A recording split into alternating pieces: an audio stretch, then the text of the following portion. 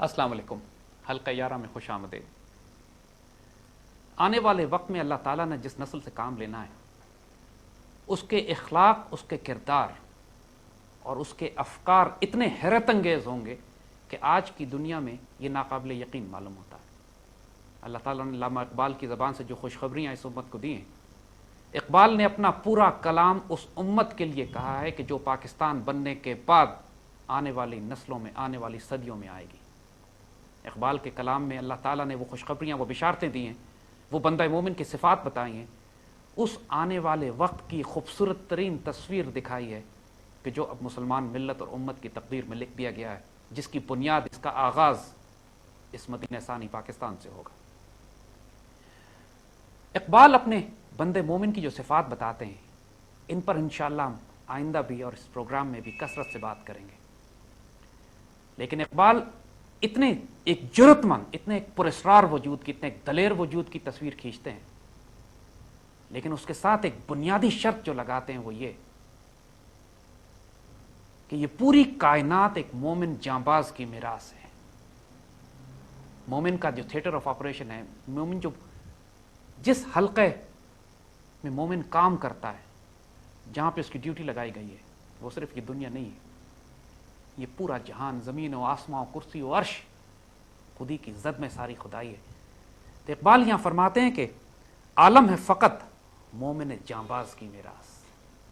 یہ پورا جہان ایک مومن جانباز کی میراث ہے، مگر پھر مومن کی ڈیفینیشن دیتے ہوئے فرماتے ہیں مومن نہیں جو صاحب لولاک نہیں ہے، جس کا حضور صلی اللہ علیہ وآلہ وسلم سے ایک ذاتی تعلق نہ ہو، جو حضور صلی اللہ علیہ وآلہ وسلم سے عشق، محبت اور ایک روحانی تعلق نہ رکھے، اقبال تو اس کو مومن ہی تسلیم نہیں کرتے۔ اسی حوالے سے بچوں، کلام اقبال میں سے ہم تھوڑا سا ایک بندے مومن کے مقامات کے بارے میں، بندے مومن کی صفات کے بارے میں آپ سے بات کرتے ہیں، اور پھر اس بات پر تفصیل سے بات کریں گے کہ صاحب لولاک ہونے کا کیا مطلب ہے، کیونکہ یہ راز ہے جس کو سمجھنا ضروری ہے۔ بار بار اقبال عشق کی بات کرتے ہیں، بار بار اقبال یقین کی بات کرتے ہیں، بار بار اقبال یہ بات کرتے ہیں کہ بندہ مومن تقدیر کا پابند نہیں ہے، وہ خود تقدیریں لکھنے والا ہے۔ بار بار اقبال یہ بات کرتے ہیں کہ بندہ مومن جب تک کہ محمد صلی اللہ علیہ وآلہ وسلم سے وفا نہیں کرے گا کہ محمد سے وفا تو نے، اس وقت تک وہ صاحب کاتب تقدیر نہیں ہو سکتا، کہ جہاں چیز ہے کیا، لوح و قلم تیرے، جو چاہو کہ تم حاصل کر لو گے، لیکن شرط وہی ہے کہ مومن نہیں جو صاحب لولاک نہیں ہے۔ حضور صلی اللہ علیہ وآلہ وسلم سے تعلق، میرے بچوں، ایک اتنا بڑا المیہ جو پچھلی چند نسلوں میں جو غلامی کے دور میں اس امت کے ساتھ ہوا ہے، وہ یہ ہوا ہے کہ حضور صلی اللہ علیہ وآلہ وسلم کو ہم نبی اور رسول تو مانتے ہیں، کتابی حد تک کلمہ بھی پڑھتے ہیں، لیکن حضور سے ایک روحانی قلبی تعلق ٹوٹ گیا ہے ہمارا۔ حضور کو مرشد تسلیم نہیں کرتے، جس طرح ایک مرشد کے ساتھ ایک ذاتی تعلق ہوتا ہے، آپ اپنے معاملات ان سے ڈسکس کرتے ہیں، آپ ان کے معاملات ان کے آگے پیش کرتے ہیں، وہ آپ کا تزکیہ فرماتے ہیں، وہ آپ کو حکمت سکھاتے ہیں، وہ آپ کو الکتاب کی تعلیم دیتے ہیں، وہ آپ پر آیتیں تلاوت کرتے ہیں۔ یہ ساری صفات حضور صلی اللہ علیہ وآلہ وسلم کی جو قرآن پاک میں اللہ نے بیان کی ہے، آج یہ تمام خیر و برکات اور فیوز حضور صلی اللہ علیہ وآلہ وسلم کی امت پہ جاری ہیں، اور سب سے بڑی کنفیوژن یہی پھیلا دی گئی ہے کہ آج حضور سے نسبت اور تعلق قائم نہیں کیا جا سکتا۔ جو ابلیس کی مجلس شورا میں اقبال نے جس بات کو بڑی سختی سے کہا تھا کہ یہ پوری ابلیس کی مجلس شورا کا جو آخری نقطہ ابلیس اپنے چیلوں کو بتاتا ہے وہ یہ کہ یہ فاقہ کش کے جو موت سے ڈرتا نہیں، لیکن یہ مسلمان جو بھوکا رہ جائے گا، موت سے اس کو خوف نہیں آتا، پوری دنیا تم اس کی اکانومی تباہ کر دو، تم اس کے ملکوں پہ حملہ کر دو، تم ان پہ قبضہ کر لو، اس کو پرواہ نہیں ہوتی، کیونکہ ریزسٹ کرتا ہے، مزاحمت کرتا ہے، پھر اٹھتا ہے، کیونکہ اس کے ایک روحانی تعلق ہے اپنے نبی سے۔ یہ فاقہ کش کے جو موت سے ڈرتا نہیں، لیکن روح محمد اس کے بدن سے نکال دو، ایک دفعہ حضور سے تعلق توڑ دو، اس کو حضور کے معاملے میں کنفیوز کر دو، شک میں مبتلا کر دو، اور اس کے بعد تم دیکھو گے کہ اس کے بعد یہ امت کسی قابل نہیں ہے۔ پورا اقبال کا کلام حیرت انگیز طور پر بار بار ایمفسائز کرتا ہے اس بات پر کہ یار نسبت رسول قائم کرو۔ حضور صلی اللہ تو نہ رسیدی تمام ابو لہبیہ سے، ایک شعر میں فرماتے ہیں کہ حضور تک نہیں پہنچے ہو تو جو کچھ کر رہے ہو ابو لہبی ہے، کوئی فرق نہیں پڑے گا تمہارا، تم اگر حکومتیں بھی قائم کر لو، تم اگر نظام بھی قائم کر لو، تم اگر بڑی بڑی سلطنتیں قائم کر لو، لیکن اگر رسول اللہ صلی اللہ علیہ وآلہ وسلم سے تعلق نہیں ہے، تمام ابو لہبیہ۔ ایک بڑا، چونکہ اقبال کے کلام میں کمال یہ ہے کہ وہ ایک طرف سے جیو پالیٹکس اور سیاست کی بات کرتے ہیں اور ساتھ ہی ساتھ اسی میں اس سیاسی جیو پالیٹیکل چینجز کے ساتھ، جیو اسٹریٹجک چینجز کے ساتھ ملک تقسیم ہو رہے ہیں، قومیں بن رہی ہیں، قوم کو عروج و زوال ہو رہا ہے، ساتھ ساتھ اس میں بندہ مومن کو اس کا مشن سٹیٹمنٹ آبجیکٹو بھی دیتے جا رہے ہیں کہ تم نے کون سی منزل حاصل کرنی ہے، اور ساتھ ساتھ اس کا روحانی تزکیہ بھی کرتے جا رہے ہیں۔ ماسٹر پیس ہے، یعنی اقبال کے ایک کلام میں ہی ایک نظم بھی آپ اٹھاتے ہیں، یہ ممکن نہیں ہے کہ اس میں آپ کو یہ تمام کے تمام یہ پہلو نظر نہ آتے ہیں۔ ایک بڑی خوبصورت نظم سے آغاز کرتے ہیں، اس کے بعد انشاءاللہ آپ سے سوال لیں گے اس پہ۔ اعجاز ہے کسی کا یا گردش زمانہ، یہ کسی کا معجزہ ہے، کسی کا جادو ہے، یا زمانے کی گردش ہے، قوموں کے عروج و زوال ہیں، قومیں عروج حاصل کرتی ہیں، یہ خود فطرت کا تقاضا ہے، مکافات عمل ہے، جو قوم عروج حاصل کرے گی اس کو زوال ہے، جو قوم زوال میں ہوتی ہے کل وہ عروج حاصل کر لیتی ہے۔ اعجاز ہے کسی کا یا گردش زمانہ، ٹوٹا ہے ایشیا سے سحر فرنگیانہ۔ اب یہ بات دیکھیے، یہ بات کب کہی جا رہی ہے؟ یہ شعر تقریباً 1920-21 میں کہا ہے اقبال نے۔ کہاں ٹوٹا ہے سحر فرنگیانہ؟ اس وقت تو پوری مسلمان دنیا غلام بنی ہوئی ہے، اس وقت تو کوئی پاسبلٹی نہیں ہے اس بات کی کہ مسلمان آزاد ہو سکیں گے، ایشیا پورا غلام ہے، چائنا بھی اس وقت آزاد نہیں ہوا تھا، چائنا تو پاکستان بننے کے بعد آزاد ہوا ہے، انڈیا آزاد نہیں تھا، پاکستان آزاد نہیں تھا، ایشیا میں سحر فرنگیانہ کہاں ٹوٹا ہے؟ یعنی یہ کمال دیکھیے، جس چیز کو ایمفسائز کرنے کی بات ہے بچوں، اقبال جب بات کرتے ہیں نا، پروفیٹک ہے، پریڈکٹیو ہے، وہ یہ نہیں کہتے کہ ایسا ہو جانا چاہیے، وہ جس یقین اور جس مشاہدے سے دیکھ کر بات کرتے ہیں نا بیٹا، یہ ڈرا دیتی ہے بات ایکچولی۔ جو آدمی شک پہ مبتلا ہوتا ہے نا، اس کو اس بات سے خوف طاری ہو جاتا ہے کہ یار آدمی اتنے کانفیڈنس سے کیسے بات کر سکتا ہے؟ عشق کو فریاد لازم تھی، وہ ہو چکی، اب ذرا دل تھام کے فریاد کی تاثیر دے۔ تو یہ اتنے کانفیڈنس سے جب وہ بات کرتے ہیں، 1930 کا ان کا خطبہ الہ آباد اٹھا کے دیکھ لیجیے، اس میں یہ نہیں کہا کہ انہوں نے مغرب کی ریاستوں کو الگ ہو جانا چاہیے، وہاں ایک الگ مسلم ریاست بننی چاہیے، کہ میں دیکھ رہا ہوں کیسے ہو رہا ہے، پریڈکٹیو ہے، خوشخبری سنائی جا رہی ہے، بشارتیں دے رہے ہیں۔ اقبال کی 2 نظمیں خاص طور پہ طلوع اسلام، وہ آگے پڑھیں گے ہم انشاءاللہ، جس میں انہوں نے ساری باتیں کھول کے کہی ہیں۔ سبق پھر پڑھ صداقت کا ایمان کا دھیان کر لیا جائے گا تجھ سے کام دنیا کی امامت کا، یہ ساری باتیں خوشخبریاں، یہ نہیں کہہ رہے کہ شاید لے لیا جائے، ڈیفینیٹ ہے لیا جائے گا تجھ سے کام اب دنیا کی امامت کا، فیصلہ کر دیا گیا ہے، اب تربیت کی بات کر رہے ہیں۔ فرماتے ہیں اعجاز ہے کسی کا یا گردش زمانہ، ٹوٹا ہے ایشیا سے سحر فرنگیانہ، جو مغرب کا جادو تھا وہ ایشیا سے ٹوٹ چکا ہے۔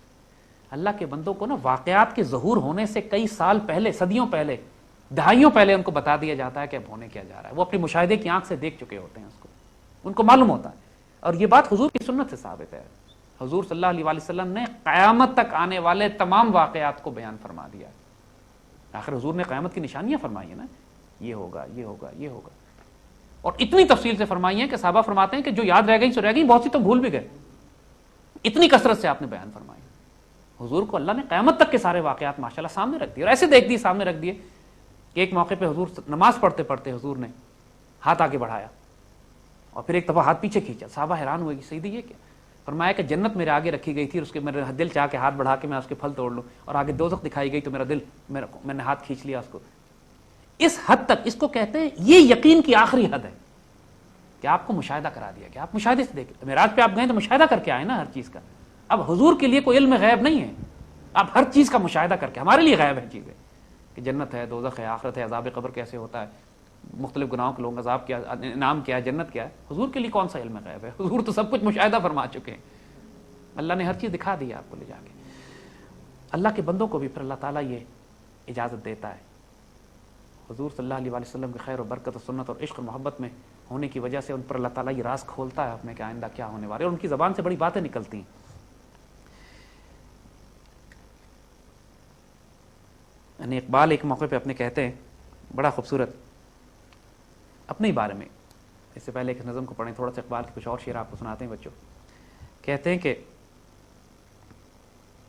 خرد نے مجھ کو عطا کی نظر حکیمانہ، انٹلیکٹ نے، عقل نے مجھ کو حکیم بنایا، میڈ می وائز، حکیم الامت کہلاتے ہیں نا اقبال۔ اقبال اپنا تعارف اپنے کلام میں جگہ جگہ کراتے چلے جاتے ہیں، کہتے ہیں عقل نے تو مجھے حکیم بنا دیا، میں چیزوں کو، حکمت کو، وزڈم کو، چیزوں کی سمجھنے لگا۔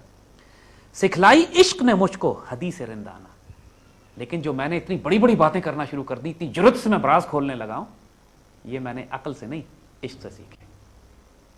اقبال دونوں کیٹیگرائزیشن کرتے ہیں، دونوں درجات بتاتے ہیں اس کے. پھر کہتے ہیں کہ افلاک سے آتا ہے نالوں کا جواب آخر، آسمان سے میرے رونے کا جواب آتا ہے. یہ جو میں رویا کرتا تھا اللہ کے آگے، مالک یہ کیا ہو گیا، اے خاصان رسول وقت دعا ہے امت پہ تیری عجب وقت پڑا ہے. کہ میں آسمان، پھر کہتے ہیں آسمان سے جواب آنے لگے. افلاک سے آتا ہے نالوں کا جواب آخر، کرتے ہیں خطاب آخر، اٹھتے ہیں حجاب آخر. کہتے ہیں دیکھیں اللہ اور اس کے رسول صلی اللہ علیہ وسلم اب مجھ سے بات کرنے لگے ہیں، اب پردے کھٹنے لگے، اٹھ رہے ہیں حجاب آخر. یہ بات اقبال نے جب کہی ہے تو ہوا میں نہیں کہی ہے، اب پردے اٹھنے لگے ہیں. یہ وہ بندہ مومن کا مقام ہوتا ہے بچوں کے، جب اس کے آگے پردے اٹھنے لگتے ہیں، اس کی آنکھ سے، اس کے قلب سے، اس کے دل سے پردے اٹھتے ہیں. وہ جو بات کرتا ہے سنی سنائی نہیں ہوتی، وہ سجسٹیو نہیں ہوتی شاید ایسا ہو جائے، وہ بات کرتا ہے ڈیفینیٹ کرتا ہے، یقین سے کرتا ہے. کہتے ہیں کہ تھا ضبط بہت مشکل اس سیل معانی کا، برداشت کرنا مشکل تھا میرے لیے. یہ جو طوفان آ رہا ہے، ایک سیلاب آنا شروع ہو گیا، ان سارے رازوں کا جو کھلنا شروع ہو گئے، ضبط واز امپاسبل، ناممکن تھا میرے لیے کہ میں برداشت کرتا. کہہ ڈالے قلندر نے اسرار کتاب آخر قلندر نے آخر بالآخر جو کتاب کے راز تھے وہ سارے کھول دیے.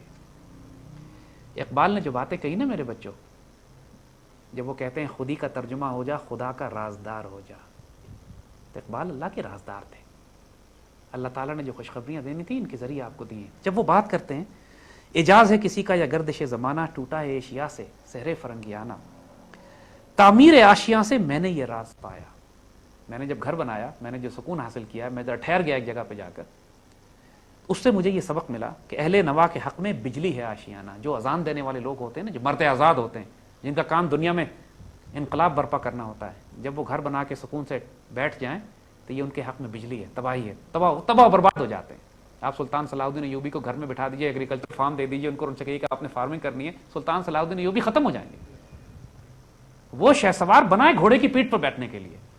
خالد بن ولید رضی اللہ تعالیٰ عنہ کو کوئی ایڈمنسٹریٹو ڈیوٹی نہیں دی گئی، ان سے کوئی حدیث کا، تفسیر کا اور قرآن کا اور سنت کا کام اور مفسر کا کام ان سے نہیں لیا گیا. خالد بن ولید بلکہ ان معاملات میں سارے کام بزرگوں کے حوالے کرتے تھے. نمازیں پڑھانے کے لیے ان کو کھڑا بھی کر دیا جائے نا آگے تو چھوٹی صورتیں پڑھتے تھے، انا تو انا قل واللہ احد.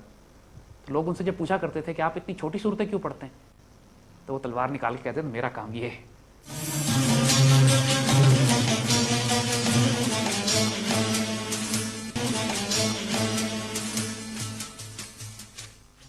مجھے اللہ نے اس کام کے لیے پیدا کیا ہے، یہ تو کام تم کر کے دکھاؤ، یہ کام کوئی اور نہیں کر سکتا تھا نا. ہر ایک کی تو جو مرد آزاد تھے ان کی ڈیوٹی اور تھی. کہتے میں نے اہل نوا کے حق میں بجلی ہے آشیانہ. اب آئی دیکھیے روحانی تربیت کا فوراً پہلو شروع ہوتا ہے. یہ بندگی خدائی، یہ بندگی خدائی، وہ بندگی گدائی. یا تم ایسی بندگی کرو جس میں تم خدا کے غلام ہو، یا وہ بندگی کرو جس میں تم بھیک مانگنے والے فقیر ذلیل و رسوا کر دیے جاؤ. کہتے ہیں یا بندہ خدا بن یا بندہ زمانہ، یہ تمہاری چوائس ہے اور کوئی تیسری چوائس نہیں ہے. ایک بندگی خدائی ہے، ایک بندگی گدائی ہے. ایک بندگی میں تم اللہ کے رازدار بنو گے، ایک بندگی میں دھتکار دیے جاؤ گے. یا بندہ خدا بن یا بندہ زمانہ، چوائس تمہاری. غافل نہ ہو خودی سے کر اپنی پاسبانی. اب یہاں پہ پھر راز دیا اس کا، اپنی خودی سے غافل نہیں ہو، اپنی ریئلائزیشن سے، اپنی ریالٹی سے، جو تمہارے وجود میں اللہ تعالیٰ نے اپنا نور، برکت، خیر، فورسز رکھی ہیں، اپنی روح پھونکی ہے تمہارے اندر، تمہیں خلیفہ بنایا ہے، اس سے غافل نہیں ہو. اس کی پاسبانی کرو، اس کی عزت کرو، اس کی حفاظت کرو، اس کا دھیان کرو، اپنی خودی کو رسوا نہیں کرو. Do not humiliate yourself. Tahir Lahooti اس رزق سے موت اچھی. بار بار پورا کلام اقبال کا میرے بچوں اٹھا کے دیکھ لو، آپ کو سیلف رسپیکٹ، ڈگنیٹی اور غیرت کا سبق دے رہا ہے. یہ بتا رہا ہے اپنی خودی کی حفاظت کرو، اپنے آپ کو رسوا نہیں کرو، کر پاسبانی اس کی. کہ شاید کسی حرم کا تو بھی ہے آستانہ. دیکھ لو کہ شاید تمہارا بھی جو وجود ہے، تمہارا بھی جو وجود اللہ نے بنایا ہے وہ بابرکت ہے، مقدس ہے، سیکرڈ ہے. کوئی وجہ تو ہے نا کہ یہ مقدس سیکرٹ وجود، جب کہا گیا کہ ایک انسان کو جس نے قتل کیا اس نے پوری انسانیت کو قتل کیا، عزت دی. ایک انسان کو، ایک مسلمان کی جان صرف حرام نہیں کی اللہ اس کے رسول صلی اللہ علیہ وسلم نے.